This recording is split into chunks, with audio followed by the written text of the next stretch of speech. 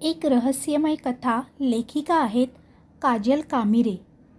बास बास म्हणजे आता सहनच नाही होत, मी जातीये असं म्हणत ती बाहेर पडली. अगदी गेटपर्यंत आली. मागे वळून पाहणार इतक्यात फोन वाजला. म्हणून तिने पर्समधून काढला. त्याचाच होता. रागराग करत ती पुन्हा पुढे चालू लागली. मला नकोय हे नातं. बास आहे. बहीण आहे म्हणून काय झालं, काही सहन करू का, आता पुरे. ती ऑफिसमध्ये पोचली. पुन्हा त्याचे फोनवर फोन येत होते. डेस्कवर डोकं ठेवून ती शांत झाली. इंटरकॉमवरून मिताला कॉल केला. No calls please. हां, no meetings also. Mita tell them I am busy, ती म्हणाली. असं म्हणत तिने फोन ठेवला. थोड्या वेळाने पुन्हा इंटरकॉम घुमवला. मिता, मला ब्लॅक कॉफी पाठव. थोड्या वेळाने तिची कॉफी आली. तिने चेअर मागच्या दिशेला फिरवली आणि कॉफी पीत पीत ती स्वतःला शांत करण्याचा प्रयत्न करू लागली. घडलेल्या प्रत्येक गोष्टीचा विचार करू लागली. स्वतःच्या नशिबाला दोष देत तिने कॉफी संपवली. बराच वेळ शांत बसून राहिल्यानंतर तिने समोर पडलेल्या फाईल्स बघायचा ठरवलं. चेअर नीट करून तिने समोर पडलेल्या फाईल्स उघडून वाचायला सुरुवात केली. पुन्हा फोन वाजला. आता मात्र ती भलतीच चिडली. फोन उचलून काहीतरी शिवी हसडणार इतक्यात आवाज आला. मॅडम, चौकीवर या, साहेब बोलवत आहेत. हां, येते, ती म्हणाली. फोन ठेवून ती पर्स उचलून पोलीस चौकीवर गेली. फोन पोलीस चौकीमधून होता. आलात का मॅडम? 2 बॉडीज आहेत. तुम्हाला ओळखता येईल ना, तिथल्या पोलिसाने विचारले. तिने फक्त होकारार्थी मान हलवली. त्या खोलीत जायच्या आधी तिला मास्क देण्यात आला. नवा इन्व्हेस्टिगेटिंग ऑफिसर मागून आला. तिने तो कोण आहे हे पाहायचेही कष्ट घेतले नाहीत आणि ती समोर निघाली.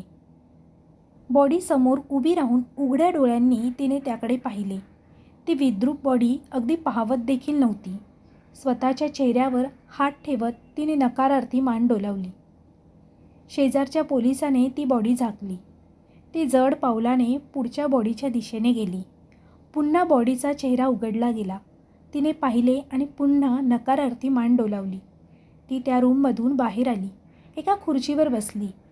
पर्समधील पाण्याची बॉटल काढली आणि तोंडाला लावली. मॅडम, साहेब बोलवत आहेत तुम्हाला, तिला एकाने ओरडून सांगितले. तसे ती उठून आत गेली. या मॅडम, मला माहीत आहे या केसचा गुंता वाढतच चालला आहे. आम्ही पूर्ण प्रयत्न करत आहोत. तुम्ही फक्त विश्वास ठेवा. मला फक्त इतकंच सांगा की प्रितेश फक्त गायब आहे की. बोलता बोलता ती थांबली. डोळे गच्च पाण्याने भरून आले. तिने अलगद बोटांनी ते टिपले. मॅडम, आपण तपास करत तर आहोतच. तुम्ही प्रार्थना करा की सर सुखरूप असतील. आज 7वा दिवस आहे तो जाऊन. प्रार्थनेवरच 7 दिवस काढलेत मी. प्लीज आता काय ते सांगा. माझ्या मनाची तयारी झाली आहे, ती म्हणाली. आता मी काहीच सांगू शकत नाही. तुम्हाला रिपोर्ट करेन लवकरच. ती यावर काहीच न बोलता निघून गेली. गाडीत बसताना तिला पुन्हा एकदा कॉल आला. यावेळी तिने कॉल उचलला. मी नाही सहन करू शकत जीत, प्लीज. आणखी काही करू शकत नाही मी तुझ्यासाठी, ती चिडत म्हणाली. शेवटचं. तुझे कारनामे संपतच नाहीत. काय शेवटचं? बरं, घरी आली की बोलू. मी पोलीस चौकीवर. काहीच नाही. तुला त्याचं काही आहे का? इतका स्वार्थी आहेस ना की स्वतःचीच पडली आहे तुला, ती चिडत त्याला म्हणाली. असं म्हणत तिने कॉल ठेवून दिला आणि ती घरी आली. बराच वेळ तसाच गेला आणि पुन्हा तिचा फोन वाजला. मॅडम, तुम्ही परत या चौकीवर, समोरचा माणूस पलीकडून बोलला. तिने विचारलं, परत का? तर तो म्हणाला, तुम्हाला साहेब बोलवत आहे. ती वैतागून उठली आणि पुन्हा गाडी काढून चौकीवर गेली. तिच्यासमोर पुन्हा एक बॉडी उघडण्यात आली. तिने सकाळपासून पाहिलेली ही 3री विद्रूप बॉडी. खरं तर आता तिची इच्छाच होत नव्हती, पण तरीही तिने जीव एकटवून पाहिले आणि यावेळी मान होकारार्थी हलवली आणि तिच्या डोळ्यातून घळाघळा पाणी वाहू लागले. ती कशीबशी बाहेर आली, पुन्हा त्याच खुर्चीवर बसली आणि रडू लागली. फॉर्मॅलिटीज कंप्लीट करून ती घरी आली. मागून ॲम्ब्युलन्समधून प्रितेशची बॉडी येत होती. घर येईपर्यंत तिची अश्रुधार सुरूच होती. प्रितेशची बॉडी घेऊन ती घरी आली. त्याचे आई बाबा हॉलमध्ये बसले होते. ती हॉलमध्ये आल्या आल्या तिच्याकडे पाहून प्रितेशच्या आईने हंबरडा फोडला. समीरा! तिने जाऊन त्यांना सावरले. स्वतःच्या हुंदक्यांना आवरत तिने त्यांना शांत केले. कसं काय गं? प्रितेश तर परत येईल असं वाटलं होतं ना गं? असं कसं काय होऊ शकतं? समीरा, नसेल तो आपला प्रितेश, प्रितेशची आई म्हणत होती आणि त्या रडत रडत तिला प्रश्न विचारत होत्या. नाही, मी केलंय चेक, तो प्रितेशच आहे, तिनेही रडत रडत त्यांना सांगितले. समीराचा भाऊ अभिजित तिथे आला. एका चेअरवर बसून असलेल्या प्रितेशच्या बाबांकडे तो गेला. त्याला पाहून प्रितेशचे वडील आणखी रडू लागले. माझा एकुलता एक प्रितेश, अभि आपल्याला सोडून निघून गेला रे, असं कसं झालं रे अभि? ते रडत होते. अभिने त्यांच्या खांद्यावर हात ठेवून त्याला सावरले. प्रितेशची बॉडी पाहून अभिच्या पण डोळ्यातून पाणी वाहू लागले. प्रितेशचे अंतिम संस्कार झाल्यावर अभि, त्याचे वडील आणि प्रितेशचे वडील घरी परत आले. हॉलमध्ये बसलेल्या समीराच्या डोळ्यातून अजूनही अश्रुधार थांबली नव्हती. एकटीच कोपऱ्यात बसून ती हुंदके देऊन देऊन रडत होती. रडत असलेल्या समीराला सावरत प्रितेशचे वडील म्हणाले, समीरा, तू काय कमी केलंस गं? आता त्रास करून घेऊ नको बाळ, गेलेला माणूस परत येत नाही. मी कमी पडले का बाबा? तिने रडत विचारले. नाही बाळ, तू खूप जास्त केलंस, कमी कशी पडशील? शांत हो बाळ, ते म्हणाले. त्यांच्या या समजूतदार सुराने तिला आणखी रडायला आले. तिच्या जोराच्या हुंदक्यांना सगळे शांत झाले. रात्री एकटी बसून ती प्रितेशच्या आठवणीत रमून गेली. समीरा, तिच्या कामात गुंतलेली एक मुलगी, घरी वडील नसल्याने जबाबदाऱ्यांच्या ओझ्याखाली असलेली. आईने दुसरं लग्न केल्याने तिच्या आयुष्यात प्रेमाची तशी कमतरताच. समीराच्या वडिलांची टॉय फॅक्टरी होती. तिने MBA नंतर सगळा कार्यभार सांभाळला होता. लहान भाऊ अभिजित आणि ती त्यांच्या पुण्याच्या बंगल्यात राहत होते. भावाचे तिने खूप लाड केलेले. ती कॉलेजला असताना वडील गेले. त्यानंतर आईने तिच्या प्रियकरासोबत लग्न करायचं ठरवलं आणि तेव्हापासून समीरा अभिजितला घेऊन एकटी राहू लागली. काही दिवस तिच्या वडिलांच्या विश्वासातल्या माणसांनी फॅक्टरी सांभाळली. त्यानंतर तिने लवकरात लवकर शिक्षण पूर्ण करून फॅक्टरी स्वतःच्या ताब्यात घ्यायचं ठरवलं होतं. पहिल्यापासूनच महत्त्वाकांक्षी असलेल्या समीराला फॅक्टरी टेकओव्हर करणं तितकं अवघड गेलं नाही. पहिल्याच वर्षात तिने फॅक्टरीचा सेल दुप्पट करून आणला होता.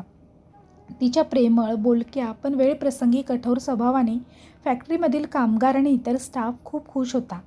या 3 वर्षात तिने जवळपास 4 देशात स्वतःचे उत्पादन विक्री करता पाठवत होती. पुणे सोडून गुजरातमध्ये तिने नवीन फॅक्टरी सुरू केली होती. तिच्यापेक्षा 2 वर्षाने लहान भाऊ गुजरातची फॅक्टरी सांभाळत होता.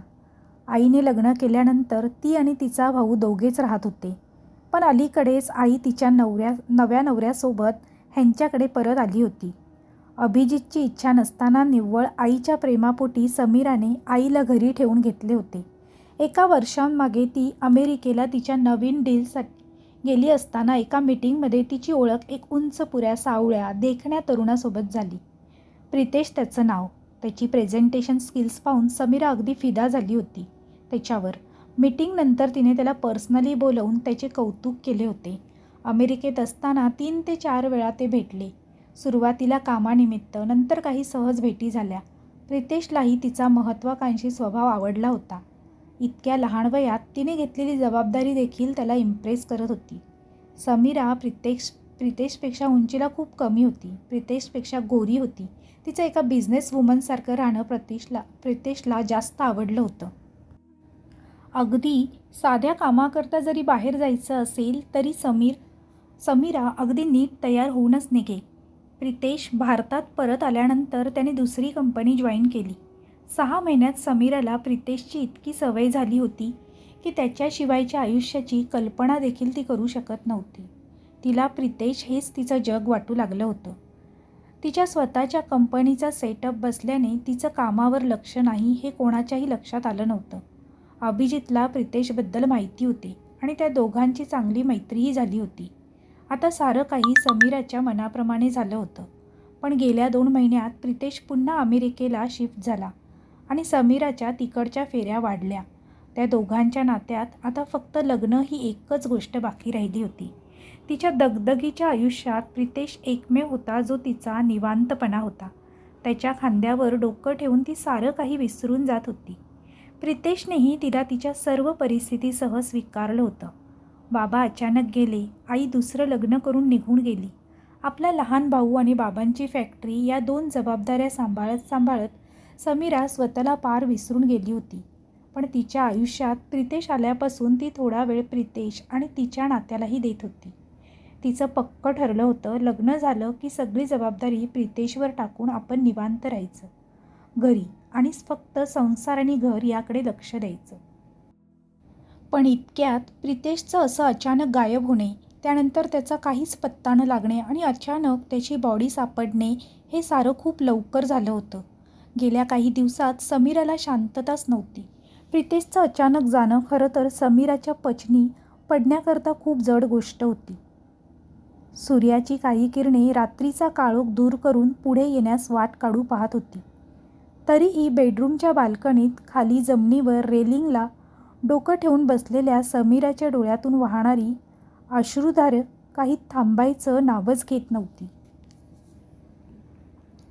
तिला शांत करण्यासाठी आलेल्या प्रितेशच्या आईने तिच्या डोक्यावरून हात फिरवला आणि तिच्या डोक्यावर हात ठेवला. त्यांना पाहून तिला पुन्हा हुंदका अनावर झाला. त्या म्हणाल्या, बाळ, रडू नको. गेलेला माणूस परत येत नाही. जसा तो आमच्याकरता जवळचा होता तसाच तुझ्याकरताही होता.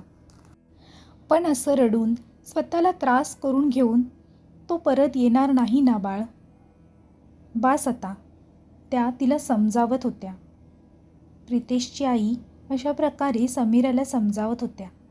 आपलं अगदी सर्वस्व गमावलेल्या समीराला हे सारं समजून घेणं फार कठीण जात होतं आणि त्याहून अवघड जात होतं प्रितेश नाही हे स्वीकारणे. तसे ते कोणत्याही सामाजिक नात्यात बांधले गेले नसले तरी तिच्यासाठी प्रितेश म्हणजे तिचं जग होता. ती त्याच्या आईसोबत काहीच बोलली नाही. फक्त त्यांच्या मांडीवर डोके ठेवून पुन्हा हुंदके देऊन रडू लागली. त्याही तिच्या डोक्यावरून हात फिरवत तिला समजावत तिथेच बसून होत्या. बऱ्याच वेळानंतर तिला झोप लागली. ती शांत झोपल्यानंतर ही प्रितेशच्या आई तिथून काही उठल्या नाहीत. थोड्या वेळाने तिला जाग आली आणि आपण असेच झोपल्यामुळे आई अवघडून बसल्या आहेत हे तिच्या लक्षात आले. ती म्हणाली, आई, उठवायचं नाही का मला? अगं असू दे गं, शांत झोपली होतीस. आता जाऊन जरा बेडवर पड. मी चहा नाश्ता झाला की हाक मारते, त्या तिला म्हणाल्या. चालेल, ती म्हणाली आणि निघून गेली. असं म्हणून ती पुन्हा बेडवर जाऊन आडवी झाली आणि आडवी पडली. पण तिला झोप काही लागेना. म्हणून ती पुन्हा उठली आणि तिने आपलं आवरायला घेतलं. ऑफिसमध्ये थोडे दिवस जायचं नाही असं ठरवून टाकलं होतं तिने. तिचं आवरून ती खाली आली आणि तिने अभिजितला म्हणजेच तिच्या भावाला बोलावून घेतले. अभि, मी काही दिवस ऑफिसला जात नाही आहे. तू सुरतला न जाता तू इथेच थांब. तुझं सुरतचं काम होईल ना इथून मॅनेज? तिने अभिला विचारलं. हो दीदी, होईल. तू नको काळजी करू. मी सांभाळून घेईल सगळं. तू रेस्ट घे. अभि, आगाऊपणा नको हां. मी नाही याचा फायदा घ्यायचा नाही आणि मुळात मी सध्या कोणावरही विश्वास ठेवू शकत नाही तू सोडून. पैसे हवे तर मागून घ्यायचे, आगाऊपणा नको. ती त्याला सूचना देत होती. दीदी, मी कधीच काही आगाऊपणा करत नाही. मध्यंतरी जे झालं ते फक्त एक मिसअंडरस्टँडिंग होतं, अभिजित तिला म्हणाला. मला आता त्यावर काहीही बोलायचं नाही. तू इथल्या ऑफिसचं काम बघ, समीरा थोड्या कोरड्या स्वरात त्याला म्हणाली. ते दोघे टेबलवर बसले असताना समीराची आई आली आणि समीराकडे पाहून तिला म्हणाली, समीरा, मला थोडे पैसे हवेत. यावर समीराने तिच्याकडे पाहिले देखील नाही. कशाला? दीदीकडे पैसे नाहीत, अभिजित रागात तिला म्हणाला. अभि, आवाज. समीराने अभिला थोडा दम दिला. दीदी, तू फाजील लाड केले आहेस या लोकांचे. राहतात आपल्या घरात, खातात आणि इथेच पैसे लागतात कशाला? आणि इतकंच आहे तर कमवा म्हणाव याच्या सो कॉल्ड नवऱ्याला. अभिजितची नजर आग ओकत होती. यावर त्याची आई काही न बोलता तिथून निघून गेली. अभि, तोंड सांभाळून का बोलता येत नाही रे तुला? किती झालं तरी आई आहे आपली. जन्म दिलाय हे विसरू नको, समीरा रागाने त्याला म्हणाली. जन्म दिलाय आणि अब्रूही घालवली आहे, मुलीच्या वयाच्या मुलासोबत लग्न करून, अभि रागारागाने म्हणाला. अभि, समीरा ओरडली. मला ओरडून काही होणार नाही आहे, अभि समीराला म्हणाला. समीरा काही बोलणार इतक्यात तिला पोलीस स्टेशनवरून पुन्हा फोन आला आणि तिला तिथे बोलावून घेतले. तिला पोलीस स्टेशनमध्ये का बोलावले आणि पुढे काय घडले प्रितेशची बॉडीसोबत हे आपण पाहणार आहोत पुढच्या भागात.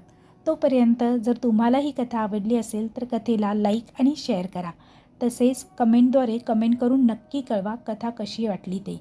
त्याचप्रमाणे आमचा कथालेखन हा चॅनल आवडत असेल तर चॅनलला सबस्क्राईब करायला विसरू नका आणि बेल आयकॉनवर ओकेवर सेट करा, जेणेकरून तुम्हाला नवनवीन व्हिडिओचे नोटिफिकेशन लगेचच मिळतील.